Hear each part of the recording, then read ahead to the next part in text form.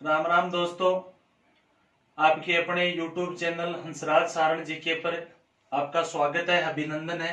दोस्तों, हम अध्ययन कर रहे थे राजस्थान के लोक देवताओं का, और उन लोक देवताओं में हम अध्ययन कर रहे हैं पंचपीरों का, यानी पंचपीर। और उन पंचपीरों में से हम 3 लोक देवताओं का अध्ययन कर चुके हैं, जिनमें से नंबर 1 पर हमने अध्ययन किया था पाबूजी राठौड़ का। नंबर 2 पर हमने अध्ययन किया था रामदेव जी तंवर का। नंबर 3 पर हम अध्ययन किया था गोगा जी चौहान का। और 2 पंचपीर और बच गए, क्योंकि पंचपीर, पंच कितने 5 है, पीर कितने 5, 3 पढ़ लिए, बच्चे कितने 2, यानी एक 4 नंबर का और एक 5 नंबर का। एक तो है मेहाजी मांगलिया, कौन बच गए, मेहाजी मांगलिया, और एक बच गए हड़बूजी। हाँ जी दोस्तों, हड़बूजी सांखलावे में हाजी मांगलिया 2 पीर बचे हैं, और जिनका हम अध्ययन करेंगे आज। सांखेला। देखो, हमने राजस्थान के जो लोक देवता है, कम से कम 25-26 लोक देवता है, जिनका विभाजन को लेकर एक वीडियो बना रखा है। इसी पर दोबारा बता देता हूं, जिसमें से 5 पीर हैं। इनमें से हमने एक विभाजन किया कि 3 रिश्तेदार देवता। रिश्तेदार कौन से हैं, जो इन पीरों से संबंध रखते हैं। पीरों से बात करें तो पाबू जी का भतीजा एक लोक देवताओं में, क्या नाम है जी उसका, रूपनाथ या झरड़ा जी, जिसको हिमाचल में बालकनाथ के रूप से पूजते।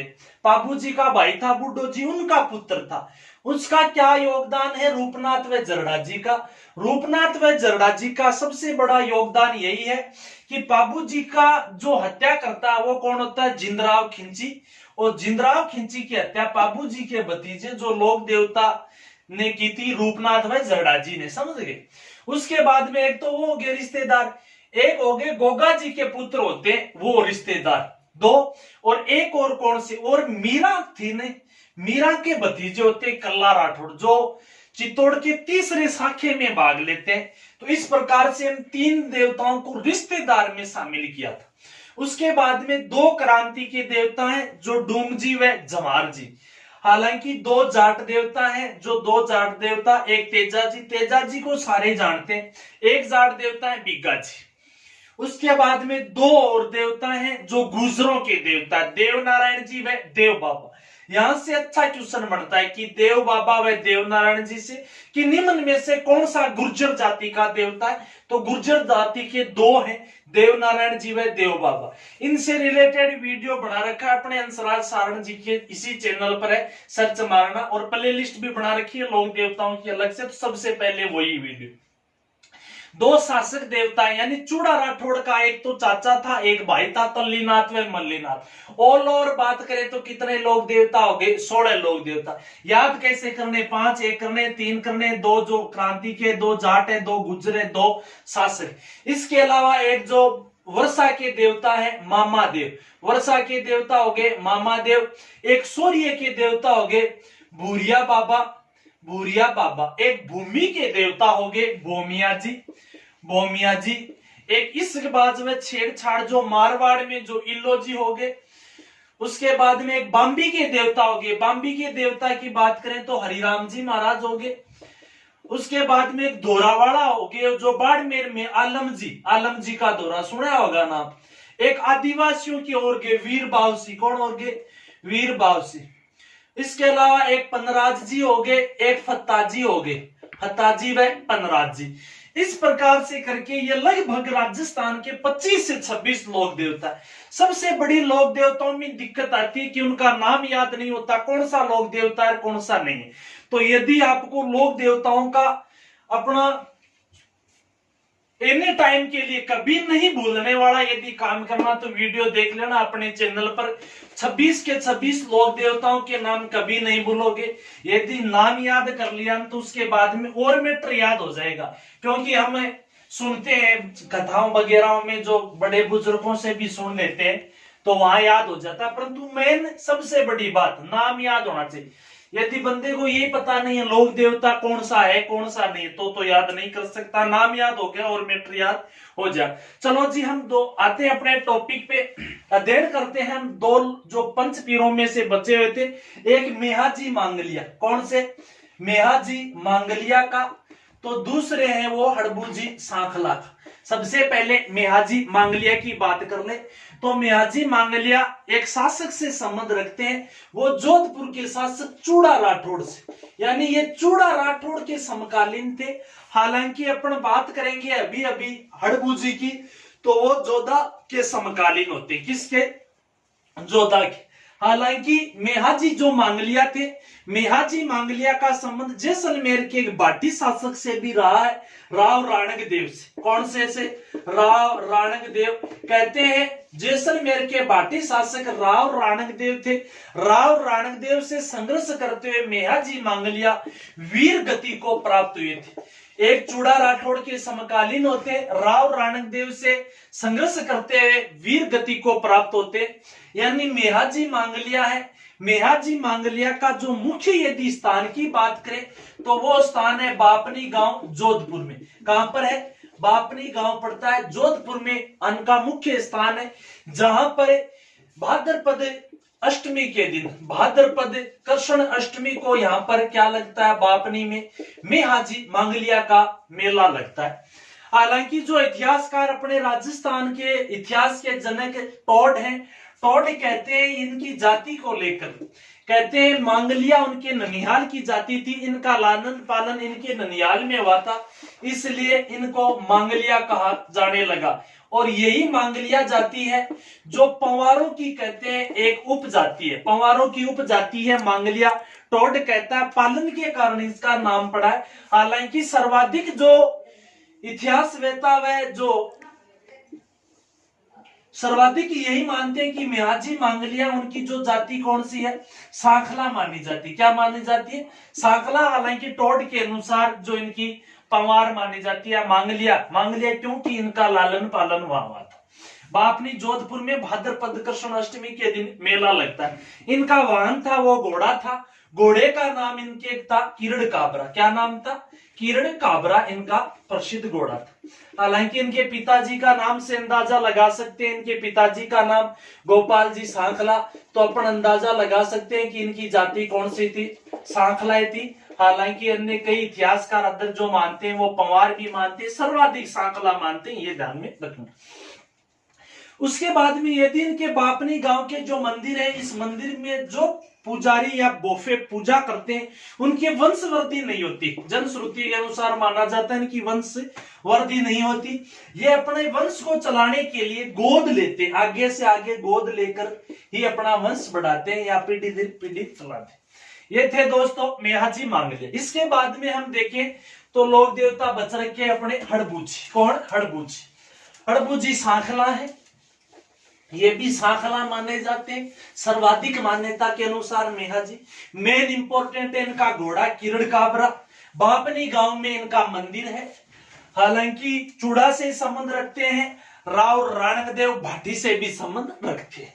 उसके बाद में हम बात करें हड़बूजी सांखला की। हड़बूजी सांखला किस शासक के समकालीन है?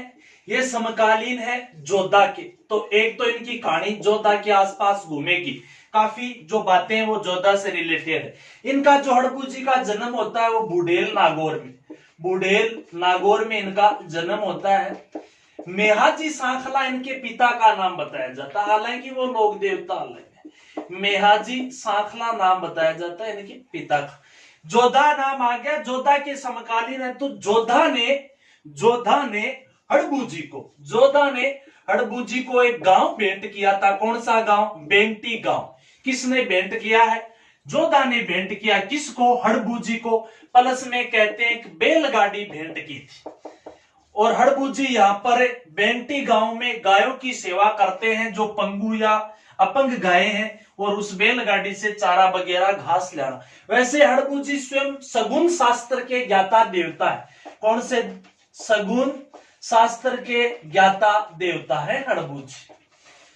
उसके बाद में यदि बात करें जोधा ने इनको क्या दिया, बेंटी गांव ऐसे ही थोड़ी दे दिया जोधा ने, ऐसे ही नहीं दिया, क्योंकि हड़बूजी सांखला ने भी जोधा के शासन स्थापना में सहयोग दिया था और हड़बूजी सांखला ने इनको एक कटार या कह सकते हैं तलवार वह घोड़ा भेंट किया था। हड़बूजी ने यानी किस लोक देवता ने जोधा को तलवार व कटार या घोड़ा भेंट किया था, तो वो लोक देवता का नाम आ जाएगा हड़बूजी, जोधा को भेंट करते हैं।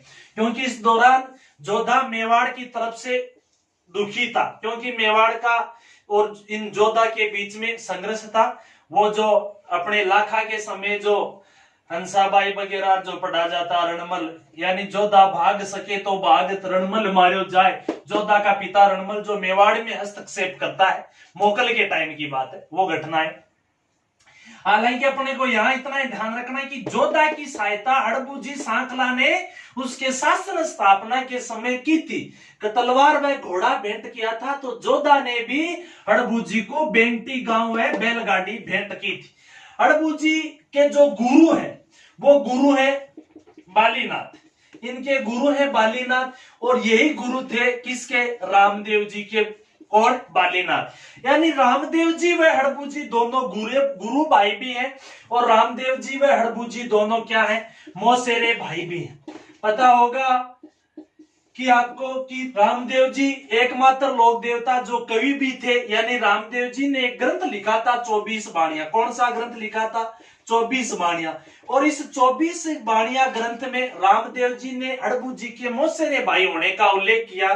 वह ये किस प्रकार से रामदेव जी कहते हैं कि हड़बू हरदम हाजिर गांव बेंटी माई, हड़बू हरदम हाजिर गांव बेंटी माही, दूजी देह ना जानियो हाँ सागी मोसी जाया भाई, यानी हम मौसेरे भाई हैं। ये उल्लेख कौन करता है, रामदेव जी करता है। किसमें, 24 बाणियां नामक इस ग्रंथ में जो रामदेव जी ने लिखा था। एकमात्र लोक देवता जो कवि भी हैं, हड़बूजी को अपना मौसेरे भाई बताते हैं। यानी हड़बूजी किसके मौसेरे भाई है, किस लोक देवता के, तो वो है रामदेव जी।